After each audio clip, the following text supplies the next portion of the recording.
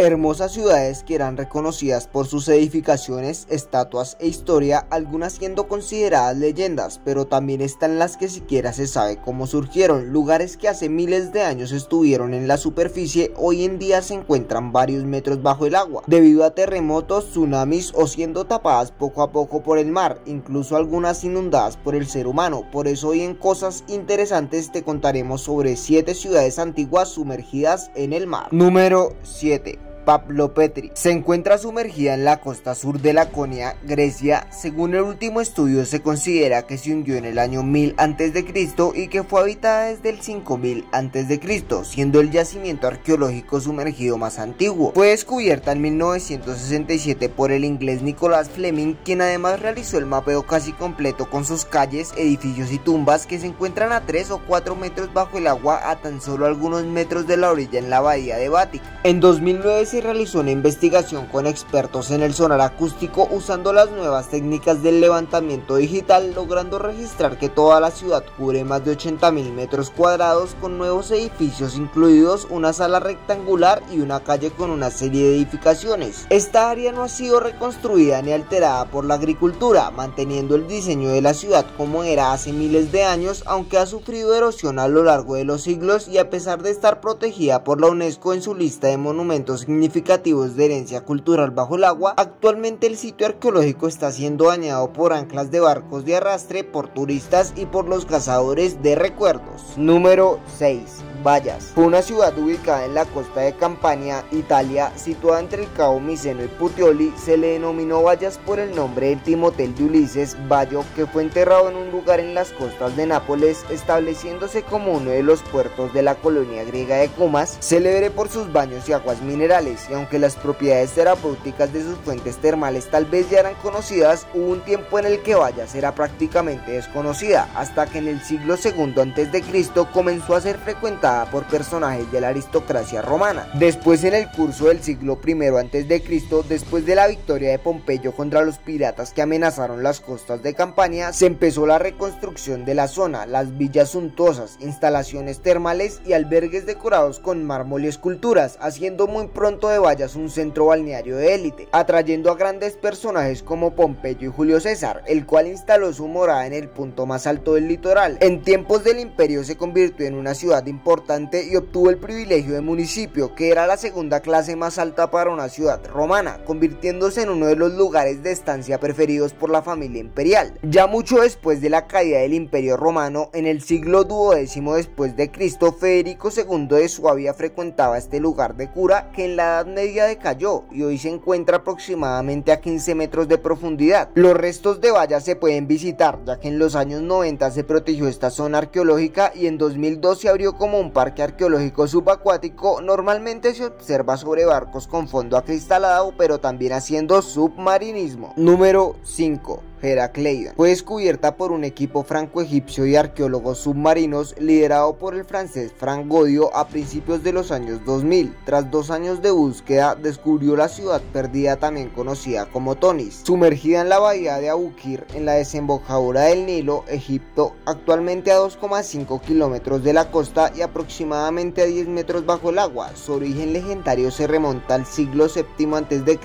y es mencionada por historiadores griegos antiguos. Su importancia creció especialmente durante los días decadentes del último periodo de los faraones, convirtiéndose en el principal puerto de Egipto en tráfico internacional y recaudación de impuestos, siendo la puerta y el principal puerto de Egipto en el primer milenio a.C., antes de la fundación de Alejandría. Las embarcaciones que se dedicaban al comercio marítimo descargaban su mercancía y a continuación viajaban por el Nilo hasta el interior del país. Heracleion floreció especialmente entre el siglo VI al IV a.C., como revelan los numerosos hallazgos arqueológicos. Uno de ellos, con 1,90 metros de altura, la estela de Tonis Heracleion, fue erigida por el faraón Nectanebo I y hallada en esta antigua ciudad portuaria, encontrando también monedas de oro, esculturas de 5 metros de altura, tablillas con inscripciones e incluso sarcófagos con animales momificados. Además, Nectanebo I realizó varias ampliaciones importantes al templo en el siglo IV a.C. Se dice que la ciudad se inundó en el siglo III o II a.C.,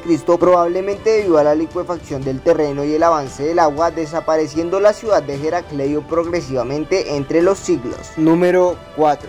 Warta. El 19 de mayo de 2001, Murli Manohar Joshi anunció que las ruinas de una antigua civilización habían sido descubiertas en el Golfo de Khambat, a 20 kilómetros de la costa de Gujarat, por el NIOT, Instituto Nacional de Tecnología Oceánica de la India, mientras realizaban unos estudios rutinarios de contaminación mediante sonar, y fue descrito como una zona con estructuras geométricas regularmente separadas extendiéndose 9 kilómetros y puede encontrarse a una profundidad de 30 a 40 metros. Se representó el lugar como un asentamiento urbano que es anterior a la civilización del Valle del Indo. Descripciones más extensas del lugar por Joshi ilustran que albergaría viviendas espaciadas de manera regular, un granero, un baño, una ciudadela y un sistema de drenado. Sin embargo, el 22 de mayo fue anunciado que el descubrimiento no había sido datado y que el hallazgo se asemejaba a la civilización Harappa, que data hace 4000 años. Número 3. Ciudad del León. Conocida también como la ciudad de Chichén, era una perla de la dinastía de Han por la complejidad y belleza de sus estructuras. Siendo fundada hace más de 1000 años, su denominación se debe a los leones de piedra que custodiaban el portal de la ciudad, siendo quizás una de las ciudades más espectaculares del mundo. Sin embargo, a pesar de su antigüedad y relevancia, en 1959 las autoridades chinas decidieron hundirla para la construcción de la represa hidroeléctrica de Chinanxian, obligando a miles de habitantes a trasladarse y reubicarse en otras ciudades, dejando atrás sus hogares y raíces familiares. Creándose así este espejo de agua que alberga 1 millar de islitas, la ciudad se encuentra sumergida entre los 26 y 40 metros. La dimensión de la ciudad del León es de 573 kilómetros cuadrados, casi equivalente a 62 campos de fútbol, logrando soportar la presión del agua, guardando y conservando auténticos tesoros arquitectónicos como edificios, escaleras, cientos de esculturas y unos 265 arcos en perfecto estado, lo cual es como un viaje en el tiempo, pues en la superficie se puede observar la modernidad en el entorno, mientras que debajo de ella se encuentran los vestigios de una dinastía y un pueblo tradicional chino. Y gracias a que las aguas del lago son claras, las ruinas se pueden visitar mediante una agencia turística de Shanghái, ya sea en modo de buceo o en un submarino, comenzando en alguna de las 5 puertas de entrada a la ciudad, logrando recorrer sus calles que aún se mantienen intactas. Número 2. Port Royal. En mayo de 1655, cerca de 7000 soldados ingleses desembarcaron en Jamaica, invadiendo la isla sin previa declaración de guerra contra España por orden de Oliver Cromwell. Algunos colonos lograron huir, siendo este ataque el factor inicial para el comienzo de la guerra anglo-española. Tan solo un año después, en 1656, los británicos establecieron su principal ciudad costera, Port Royal, y en 1657, después de varios intentos de España por recapturar Jamaica, el gobernador inglés invitó a los bucaneros a que se sentaran en Port Royal para ayudar a defenderse de los ataques españoles, perdiendo la batalla de 8 Ríos en 1657 y la batalla de Río Nuevo en 1658. La ciudad creció rápidamente y para 1659 ya constaba de un fuerte y 200 edificios aledaños entre viviendas, tiendas y almacenes. En 1660, don Cristóbal de Yazayid admitió que los españoles ya no tenían oportunidad de recapturar la isla. Port Royal creció hasta convertirse en la segunda ciudad más grande y el puerto con mayor tráfico de las colonias británicas. En 1670, Inglaterra obtuvo la posesión formal de Jamaica de España a través del Tratado de Madrid, eliminando la necesidad apremiante de una defensa constante contra el ataque español, y tras el nombramiento de Henry Morgan en 1674 como gobernador, la vida en Port Royal experimentó algunos cambios. Los piratas ya no fueron necesarios y el tráfico de esclavos tomó mayor importancia. Para 1687, Jamaica comenzó a adoptar medidas contra la piratería, tornando lo que hasta entonces había sido un paraíso para los corsarios en un lugar común para su ejecución. En 1688, 230 barcos visitaron el puerto y para finales del siglo XVII, la población había llegado a los 6500 habitantes y la ciudad ya contaba con unos 2000 edificios, la mayoría construidos de ladrillo y con más de un piso. El 7 de junio de 1692 se produjo un violento terremoto en la ciudad, erosionando el terreno de arena suelta en el que se encontraba, sumergiendo en poco tiempo la mayor parte de la ciudad. Las cimas de las casas más altas fueron visibles en el agua, rodeadas por los mástiles de los barcos que se habían hundido junto con ellas, al igual que gran parte de sus ocupantes parecieron ser tragados por el mar Caribe. Port Royal sufrió nuevamente un huracán en 1722, trasladando toda la actividad económica a Kingston, actual capital de Jamaica, por decisión de la corona. Número 1. Alejandría. En el año 332 a.C.,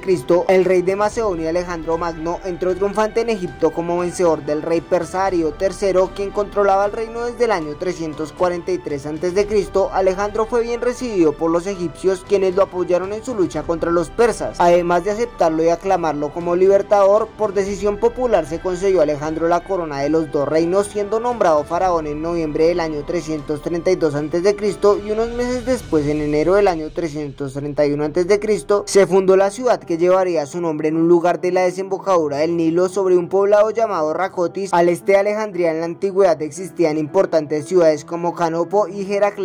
El lugar estaba frente a una isla llamada Faro, que con el tiempo y las múltiples mejoras que se harían, quedaría unida por el largo dique a la ciudad de Alejandro. El arquitecto que realizó esta obra se llamaba Dinócrates de Rodas. El dique o barrera tenía una longitud de 7 estadios. La construcción del dique conformó dos puertos a ambos lados, el gran puerto hacia el este, el más importante, y el puerto del Buen Regreso al oeste, y a través de un canal unía el puerto, el lago y el Nilo. Con este tenían acceso a todo Egipto. Los motivos de la fundación eran tanto económicos como culturales. Desgraciadamente, poco después de su fundación, Alejandro salió de la ciudad para no volver, falleciendo en Babilonia, y su cuerpo fue llevado hasta Alejandría por el general Ptolomeo. Y con la llegada al poder de los Ptolomeos, Alejandría siguió desarrollándose. Nuevas obras se crearían, como el Heptastadion, que separaría el puerto de Alejandría en dos partes, una occidental y otra oriental, o el famoso faro construido en la isla de Faros por Sostrato en el año 280 a.C., situando en la cima un fuego permanentemente alimentado que guiaba a los navegantes. El arquitecto Dinócrates se ocupó también del trazado de la ciudad y lo hizo según un plan hipodámico, sistema que se venía utilizando desde el siglo V a.C. Una gran plaza, una calle mayor de 30 metros de anchura y 6 kilómetros de largo, que atravesaba la ciudad con calles paralelas y perpendiculares cruzándose siempre en ángulo recto, constando de barrios y las llamadas cuadras. Las calles tenían conducciones de agua por cañerías. Administrativamente se dividió en 5 distritos, y en el centro de la ciudad se hallaban la asamblea, las plazas, los mercados, las basílicas, los baños y demás edificios públicos necesarios para las costumbres de aquellos siglos. Además, Ptolomeo I